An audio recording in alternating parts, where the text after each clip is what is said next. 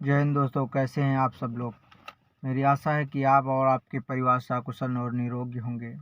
आज फिर मन हुआ आप लोगों के साथ जुड़ने का और मौका मिला तो मैं आपसे बात करता हूँ।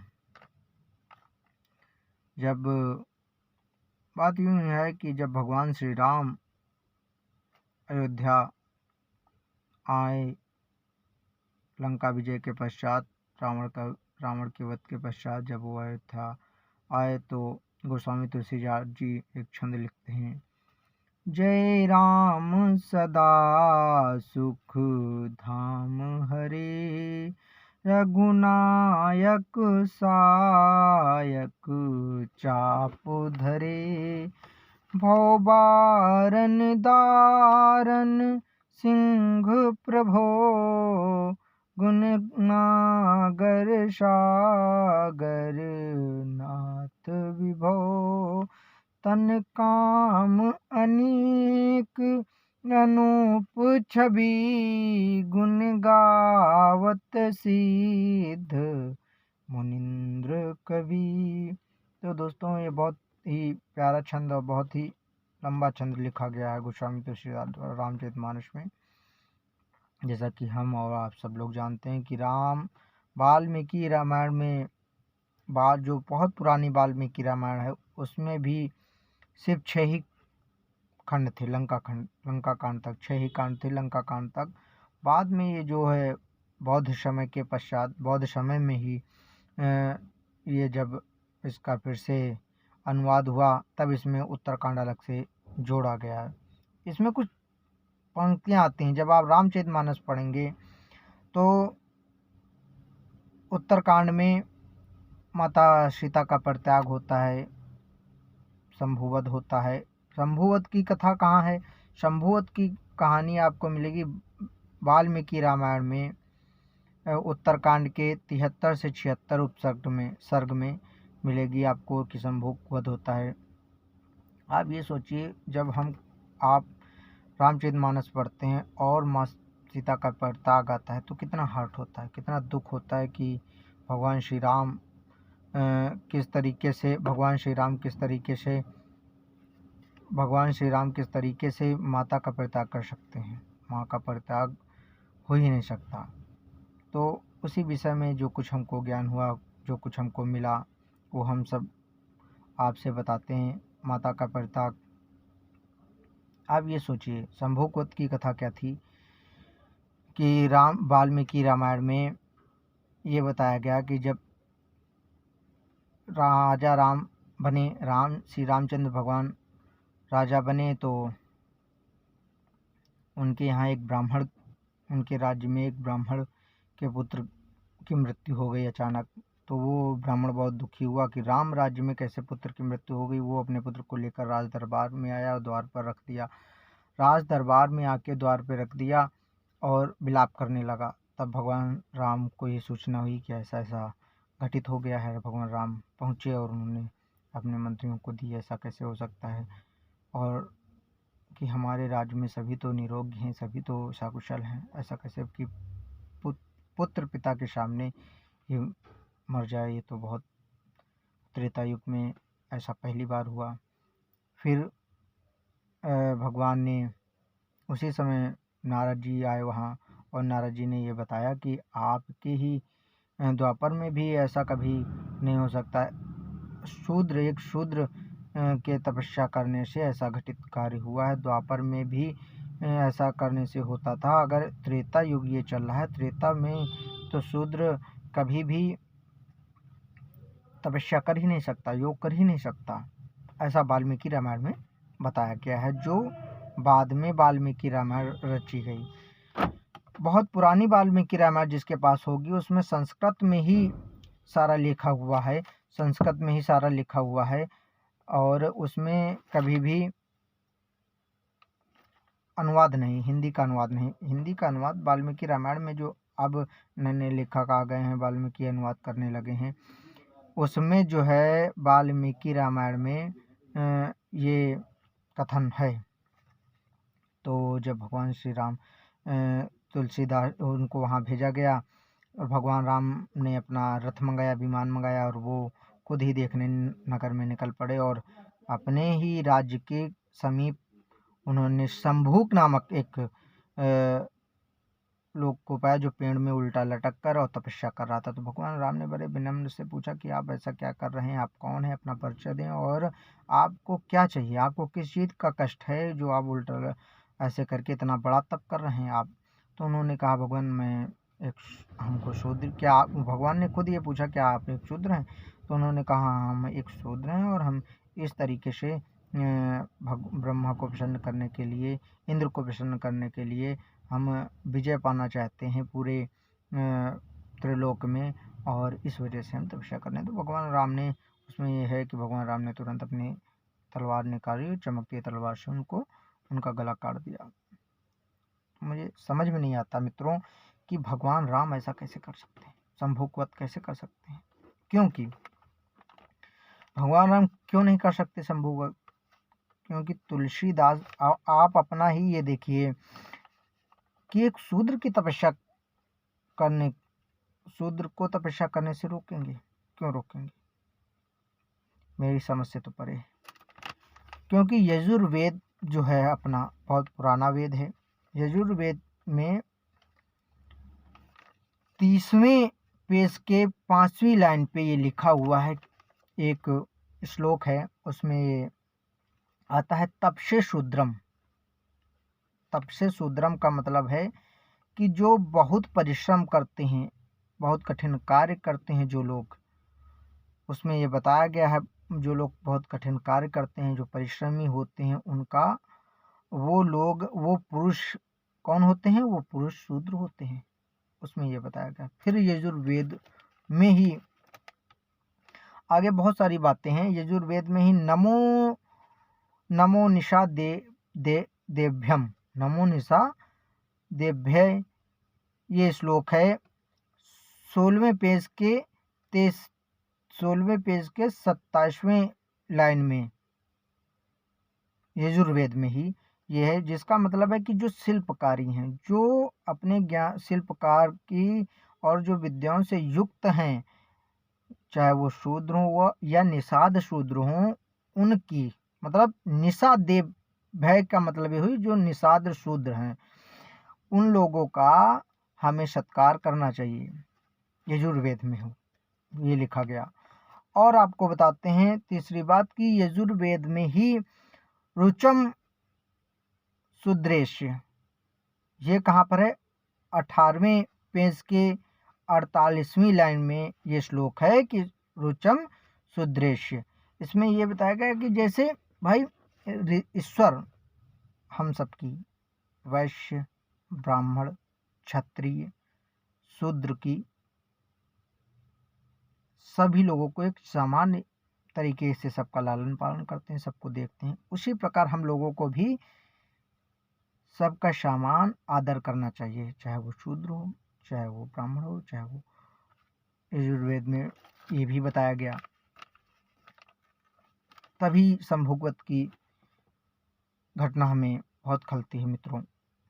और आपको बता दें कि अयोध्या कांड में भी गोस्वामी तुलसीदास अध्याय 63 के श्लोक 50 से 51 और 64 के श्लोक 32 और 33 में वैश्य और शूद्र को सामान्य अधिकार का वर्णन किया है गोस्वामी तुलसीदास ने भी रामचरितमानस में। इसी प्रकार उत्तरकांड में एक और बात खलती कि माता सीता का परित्याग, जो व्यक्ति माता से इतना प्रेम करता हो, माँ सीता का परित्याग कैसे कर सकता है? माता सीता का परित्याग बहुत, मुझे जब परित्याग होता है बहुत दुख होता है कि अयोध्या आए भगवान श्री राम और ये बातें होने लगी।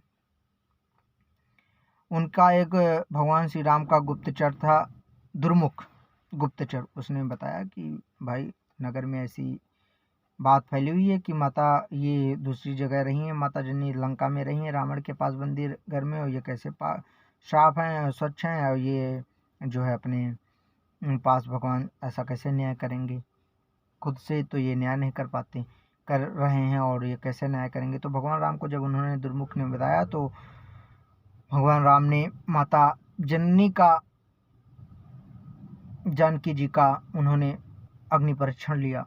अग्नि परीक्षण सकुशल वो सफल हुआ, माता निर्दोष सिद्ध हुई। माता निर्दोष सिद्ध होने के बाद भी महल में रहने लगे। उसके बाद भी ये नगर में चर्चाएं हुई। उसके तब जब ये रामचरितमानस में आता है कि उसके बाद परित्याग करते हैं भगवान, तो मुझे ये बात भाई मेरे समझ से परे है और मुझे बहुत ही खलता है। क्योंकि एक और प्रसंग आपको वाल्मीकि रामायण का बता देते हैं कि माता जानकी से जब मिलने लंका में बजरंगबली गए तो उन्होंने साफ साफ ये कहा कि दुष्करम कृतवान रमोहिनो यद नामा प्रभुः धारयत्यात्मनो देहिम्ना अशोके नावसीदति यदि नामः समुद्दान्तां मेदिनी परिवर्तनेता आस्था कृते जगचपापि युक्त मेतमेव मे मिता। इसका मतलब ये है कि भगवान राम ने माता का परित्याग करके बहुत बड़ा पाप किया है। परित्याग क्या कि माता को वो अपने से अलग कैसे कर सकते हैं। जब वो लंका में गए तब उन्होंने ये बात कही कि माता का परित्याग, माता का ये उनसे अलग होना ही भगवान ने बहुत बड़ा पाप किया है। बजरंगबली ने स्वयं कहा कि माता जननी के, जानकी जी के त्रैलोक्य राज्य में सीता की एक कला के योग्य नहीं। त्रैलोक्य का पूरा तीनों लोगों का राज्य सीता माँ के एक कला के योग्य नहीं है। ऐसी माँ का परित्याग वो कैसे कर सकते हैं। और तो और रावण जैसे विद्वान को अब माता से इतना प्रेम की वजह से उसके पापों का कृत करते हुए, रावण के पापों का कृत करते हुए देखते हुए रावण इतना बड़ा लंका में जो है लंका का युद्ध लड़ा भगवान ने, वो चंद लोगों की बातों में आके कैसे माता का परित्याग कर सकते हैं। भगवान राम अपने आप में एक अलौकिक नायक थे। आज भी हम लोग रामचरितमानस का अध्ययन करते हैं, रामचरितमानस का पाठ करते हैं। उनकी महिमा को कमज़ोर करने के लिए उत्तरकांड में अलग से कुछ पंक्तियाँ जोड़ी गई हैं। और हमारा और आपका ये उत्तरदायित्व है कि हम और आप अच्छा पढ़ें, अच्छा सीखें और अपनों को बताएं, अपने छोटे को, अपने अनुज को और जानने वालों को ये सही बात बताएं। एक और प्रसंग उसमें आता है लंका कांड में 111 दोहे में कि भगवान जब, क्या अलौकिक माया है भगवान की, क्या अलौकिक कि वर्णन ही नहीं किया जा सकता। कि राम से जब राम भगवान अयोध्या आए तो उनसे मिलने के लिए स्वयं उनके पितामह दशरथ आए। अब आप सोचेंगे ये कैसे आप कह रहे हैं कि दशरथ आए, दशरथ तो मर चुके थे, उनका तो देहांत हो गया था। जी बिल्कुल सही है, देहांत हो गया था। फिर भी तुलसीदास जी लिखते हैं वो प्रभुताई है प्रभु राम की कि तेहि अवसर दशरथ तेहि आए तनय बिलो की नयन जल छाए। भगवान से मिलने आए। अनुज सहित प्रभु बंदन कीन्हा ओ आशीर्वाद पिता तब दीन्हा। पिता ने, दशरथ जी ने आशीर्वाद दिया। क्या कहते हैं? तात सकल तव पुण्य प्रभाव और जीत्यों अजय निशाचर राव। पिताजी आपका ये आशीर्वाद था। सकल तो पुण्य प्रभाव, ये आपका ही प्रभाव था कि मैंने जीते हूँ अजय निशाचर राव। ऐसे अजय निशाचर को हमने जीता है। ताते उमा मोक्ष नहीं पायो, दशरथ भेद भगत मन लायो। तब तक उन्होंने अपनी मोक्ष को प्राप्त नहीं किया। इंद्र ने कहा कि आइए बैठ जाइए, आपको मोक्ष के द्वार उन्होंने स्वीकार नहीं किया, क्योंकि भगवान राम के दर्शन करने थे। सगुनोपासक मोक्ष न लेहि, सगुनोपासक मोक्ष न लेहि, तिन कहूँ राम भगत निज देहि। जब तक भगवान श्री राम के दर्शन, उनकी भक्ति के दर्शन हमको नहीं हो जाते हैं, तब तक हम मोक्ष नहीं लेंगे। बार बार करी प्रभहि प्रणाम। सुनिए जी, तुलसीदास जी क्या लिखते हैं कि बारे बार करी प्रभु ही प्रणाम, दशरथ हरसी गए सुरधाम। तब उन्होंने अपना मोक्ष प्राप्त किया। क्या अलौकिक माया। तो भगवान श्री राम के हम अलौकिक को कैसे उत्तरकांड में कम कर दें। माता का परित्याग मुझे बहुत विचलित करता है मित्रों। और जो पुरानी वाल्मीकि रामायण है, जो संस्कृत में है, जिसका हिंदी में अनुवाद नहीं हुआ, अनुवाद तो बाद में हुआ, बौद्धकालीन समय हुआ अनुवाद, उसको अगर आप लोगों के पास हो, उसको उठा के देखिए। उसमें सिर्फ और सिर्फ 6 कांड हैं। मैं कोशिश करूँगा कि वो रामायण बहुत पहले हमारे पास थी, परंतु अब किसी कारणवश वो कहीं इधर रख दी गई है, मुझे मिल नहीं रही है। मैं कोशिश करता हूँ वो मुझे प्राप्त हो और मैं आपको सारी बात उसमें बताऊँ। तब तक के लिए धन्यवाद। आप अच्छे रहें, सकुशल रहें, निरोगी रहें। जय हिंद, जय भारत।